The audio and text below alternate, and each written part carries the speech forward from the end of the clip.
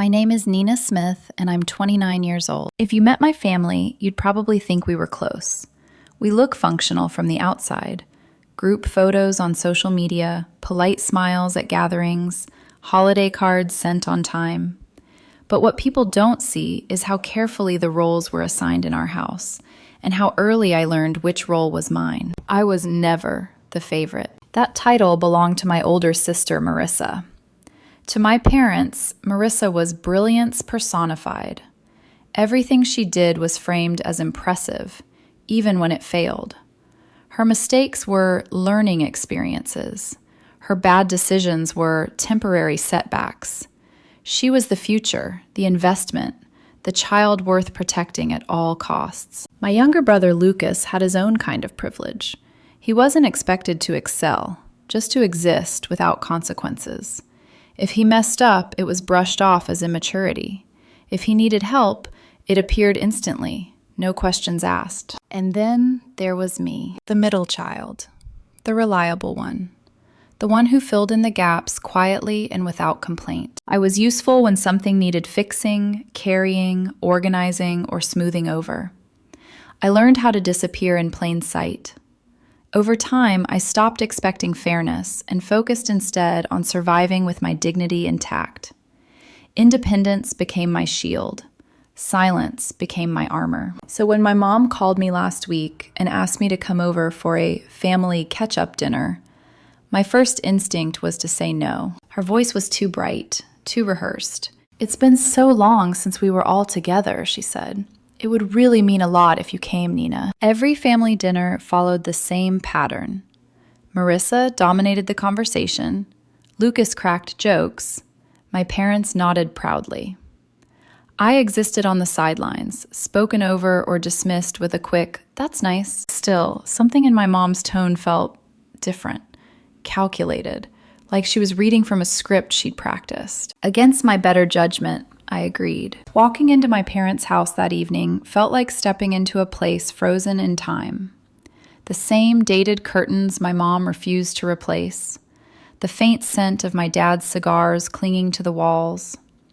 Framed family photos lining the hallway, most of them featuring Marissa front and center, smiling like she owned the space. The house hadn't changed, but the atmosphere had. It felt heavier, like the walls themselves were holding their breath. We sat down at the long oak dining table. My dad took his usual seat at the head, posture rigid, authority unquestioned. Marissa sat to his right, relaxed and confident. Lucas immediately pulled out his phone, snapping pictures of the food before rolling his eyes at me as if my presence somehow disrupted the scene. My mom fluttered around the table, placing dishes down with that same unsettling cheerfulness plastered across her face. The first half hour was exactly what I expected. Marissa talked about her latest project, another vague, big idea that my parents praised enthusiastically, despite the fact that they were still quietly supporting her financially. Lucas complained about how exhausting his social life was. My parents listened like every word was profound. When I mentioned that I'd been working on something exciting myself, my dad didn't even look up. "That's nice, Nina," he said. "We'll get to you later." We never did. When dessert was served, my parents exchanged a look that made my stomach tighten. It was subtle, but I'd seen it before. The silent agreement before a decision was announced. My mom folded her hands neatly on the table, her wedding ring catching the chandelier light. "Nina," my dad said, leaning back in his chair, "we've been talking, and we've made a decision about your room." Before I could respond, Marissa smiled knowingly. Lucas let out a small laugh, already amused. My mom spoke gently, as if she were delivering good news. "We've decided Marissa will be taking over your room. She needs more space, and it just makes sense." For a second, I thought I'd misheard her. My room. The only place in that house that had ever felt like mine. Lucas snorted. "Guess you'll be sleeping on the floor again, just like when we were kids." Marissa leaned back in her chair, hands behind her head. "It's nothing personal, Nina. I just need the space. You don't even stay here that often anymore." My dad nodded. "It's practical. You've moved on. Marissa still lives here and has ambitions that require room to grow." They spoke like the decision was already final, because it was. I stared at them, my face calm, my jaw tightening just slightly. "So you decided this without asking me," I said evenly. "And you expect me to just give up my room?" "Oh, don't be dramatic," my mom waved me off. "It's just a room. Just a room." What they never understood was that it was never about the room. It was about what it symbolized. Once again, my space, my comfort, my presence in the family was considered optional, something easily taken and reassigned. I let the silence stretch, letting them believe I was absorbing the blow. Inside, something shifted. Not anger, clarity. "Interesting," I said softly. Marissa raised an eyebrow. Lucas smirked. My dad frowned, clearly expecting an argument that never came. They had no idea. Not one of them knew what I had done earlier that week. The paperwork I had signed, the keys now sitting quietly in my jacket pocket. While they were busy deciding how little space I deserved in their house, I had already secured something far greater, and I wasn't going to tell them yet. Not tonight. The conversation drifted back to Marissa like it always did. My parents leaned in as she talked, nodding with exaggerated interest, while she described plans that were still half-formed ideas. Lucas chimed in occasionally, tossing out jokes that earned easy laughs. No one asked me anything. No one looked my way. I sat there quietly, hands folded in my lap, listening. Not to their words, but to the familiar rhythm of it all. The way my dad's voice softened when he spoke to Marissa. The way my mom laughed just a little louder at Lucas's jokes. The way silence followed anything I said, as if my presence was a pause rather than a note. If this dinner had happened 2 years ago, I would have fought back. I would have raised my voice. I would have argued. I would have tried to explain why taking my room mattered. And I would have left feeling small and ashamed for expecting anything different. But tonight, I felt oddly calm, detached. When Lucas finally turned back to me, his smile sharp and playful, I knew he was bored. He needed entertainment. "So, Nina," he said, dragging out my name, "where are you going to sleep now when you visit? The couch? Or maybe the floor again? Nostalgia, right?" Marissa laughed, covering her mouth like she was trying to be polite. Even my mom chuckled, though she quickly masked it behind her napkin. I didn't laugh. I met Lucas's gaze and smiled slightly. "Don't worry about me," I said. "I've got it handled." The table quieted, not completely, but just enough. Marissa tilted her head. "Handled how?" "I just do," I replied. My dad cleared his throat, clearly eager to regain control of the conversation. "Let's not make this into a thing. We've made a reasonable decision. It's time you accepted that this house isn't yours to hold on to anymore." That word, anymore, landed harder than he probably intended. I nodded slowly. "I understand." Mom's shoulders visibly relaxed. She clasped her hands together, relieved. "See, I knew you'd understand, Nina. You've always been so adaptable." Adaptable. That was their favorite word for me. It meant I would bend so they wouldn't have to. Marissa leaned back in her chair, clearly satisfied. "Honestly, it's for the best. I'll finally have room to focus. You should be proud you're helping the family." There it was again. Helping the family. Another phrase they used whenever I was expected to sacrifice something quietly. I let out a soft laugh, not mocking, not bitter, just enough to make them pause. "Proud," I repeated. Lucas snorted.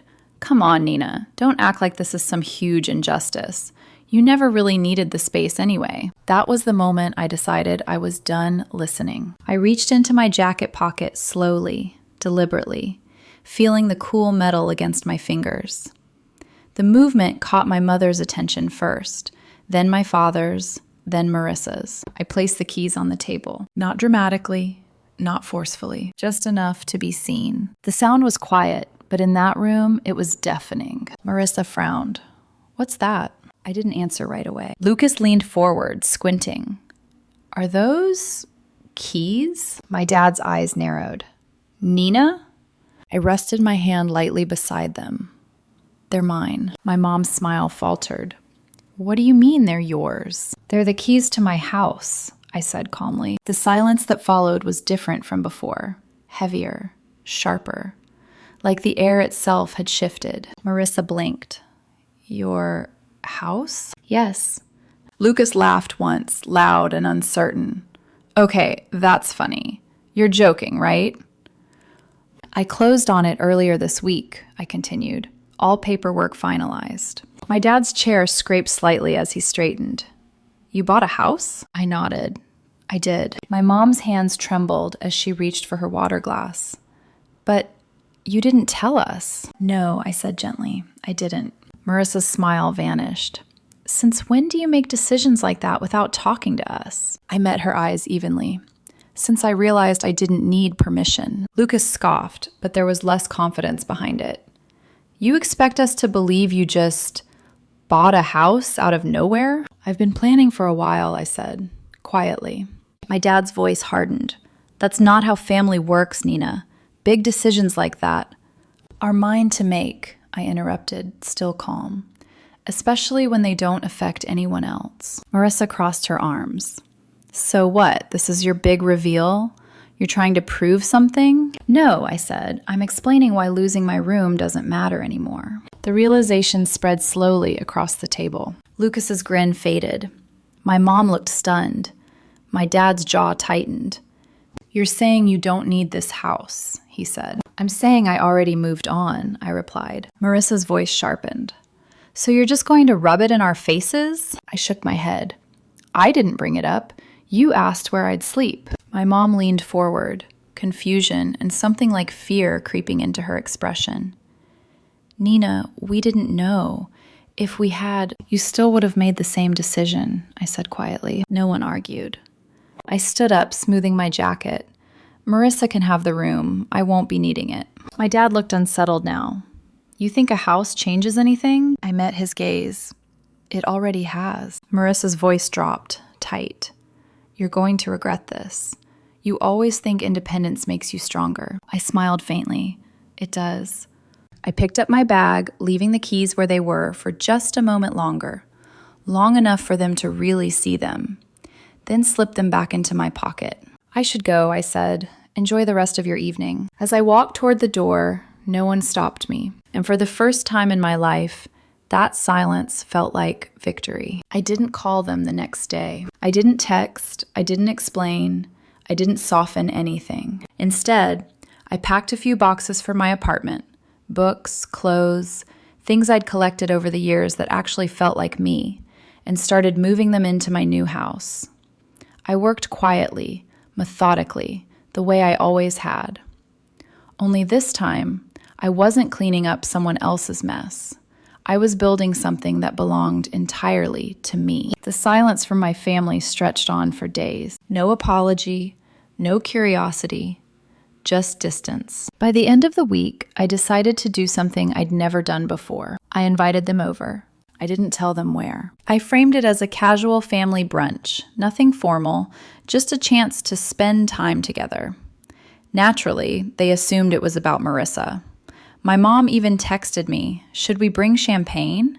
As if there was something to celebrate. I let them believe whatever they wanted. When they pulled up to the address I'd sent, I watched from inside as they stepped out of the car. My dad was the first to freeze. He stared at the house like it was a trick. 2 stories, wide windows, clean lines, sunlight spilling across the front lawn.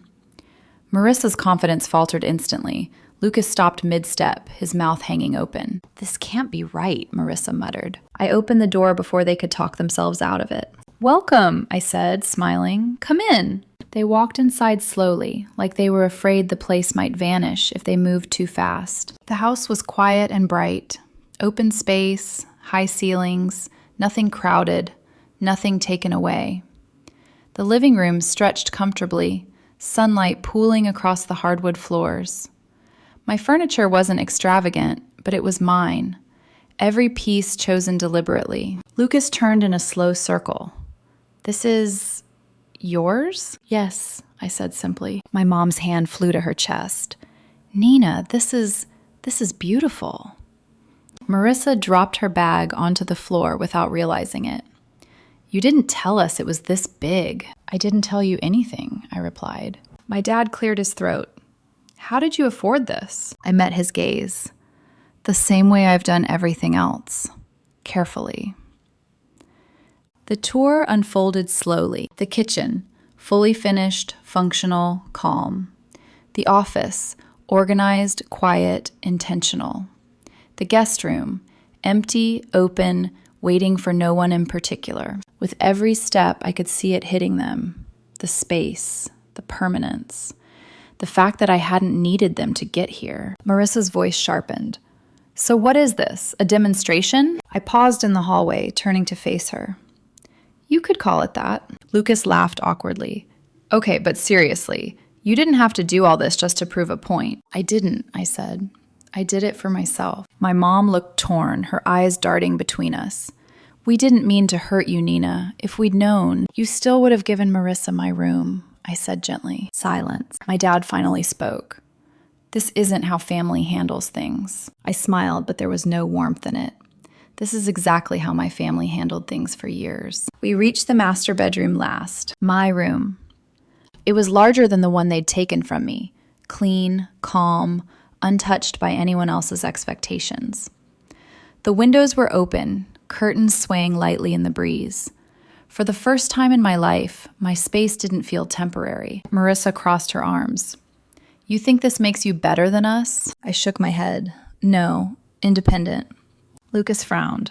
You're acting like we held you back. You did, I said calmly, just not in the way you think. My dad bristled. We provided for you. You provided around me, I replied, not for me. My mom's eyes filled with tears. That's not fair. I took a breath. Fair was never part of this equation. I led them out to the back patio. The garden was small, just starting, soil turned, seeds planted, potential everywhere. This house, I said, isn't a statement. It's proof. Marissa scoffed. Proof of what? That being underestimated can be fuel. My dad looked tired now, smaller. You didn't have to shut us out. I didn't shut you out, I said. I stopped waiting to be let in. Lucas shifted uncomfortably. So what now? You're just done with us? I considered that. I'm done shrinking. No one spoke after that. They wandered through the house quietly, the weight of realization settling in. No lectures, no authority, no jokes. When it was time for them to leave, my mom hugged me, awkwardly, briefly. We just didn't realize, she whispered. I know, I replied, and that was the problem. I watched from the doorway as they drove away, their confidence replaced with something unfamiliar, uncertainty. I closed the door behind me and leaned against it, exhaling slowly. For the first time in my life, the silence didn't feel like punishment. It felt like peace. After they left, the house felt different. Not empty, just calm. I locked the front door and rested my forehead against it for a moment, listening to the quiet settle into the walls. No footsteps above me, no voices drifting from another room, no expectation that I needed to perform or explain myself. Just me. I walked through the house slowly, barefoot on the hardwood floors, touching the edges of furniture, the counters, the door frames, small reminders that this place existed because I made it happen. No one had handed it to me. No one had approved it. No one could take it away. For years I had been told, directly and indirectly, that I took up too much space simply by existing, that my needs were flexible, that my comfort was optional, that my role was to adapt. Standing there, in a house built on my own choices, those voices finally lost their power. Over the next few days, my family tried to re-enter my life carefully. My mom texted more than usual, neutral messages, casual questions. She avoided anything that sounded like an apology, as if acknowledging the past might crack something she wasn't ready to face. My dad called once. His tone was restrained, controlled. He talked about practical things, work, schedules, the weather. He never mentioned the room, or the house, or the moment his authority had quietly slipped out of his hands. Marissa stayed silent. That didn't surprise me. She had never known what to do when she wasn't winning. Lucas sent a joke, then another, as if humor could stitch everything back together without anyone having to say the hard things out loud. I didn't respond right away. For the first time, I allowed myself time to sit in my living room with the windows open. Time to cook dinner without commentary. Time to wake up without the familiar knot of anxiety in my chest. Time to think, not about how to fix my family, but about how to protect myself. Because that was the real shift. Not the house, not the keys, not the stunned looks on their faces. It was the realization that I didn't owe anyone access to me just because we shared blood. A week later, my mom finally asked the question she'd been circling. "Are you mad at us?" I stared at the message for a long time before answering. "No," I typed back. "I'm just done pretending things didn't hurt." She didn't reply, and I was okay with that. I understood something now that I hadn't before. Closure doesn't always come with apologies. Sometimes it comes with distance, with clarity, with choosing not to step back into the same patterns just because they're familiar. My family didn't suddenly become villains in my story. They already had been. What changed was that I stopped auditioning for a role I was never going to get. One evening, as the sun dipped low and the house filled with warm light, I stood in my bedroom, the room they never thought I'd have, the room no one could claim from me, the room that didn't require sacrifice. I thought about the girl I used to be, the one who learned to stay quiet, the one who believed being dependable meant being invisible. I wished I could tell her this. You don't win by being louder. You don't win by fighting harder. You win by building a life so solid that other people's opinions can't shake it. But I do, and that's enough. I turned off the lights, walked down the hallway, and locked my door. Not out of anger, not out of revenge, but out of self-respect. Some victories don't need to be announced. They just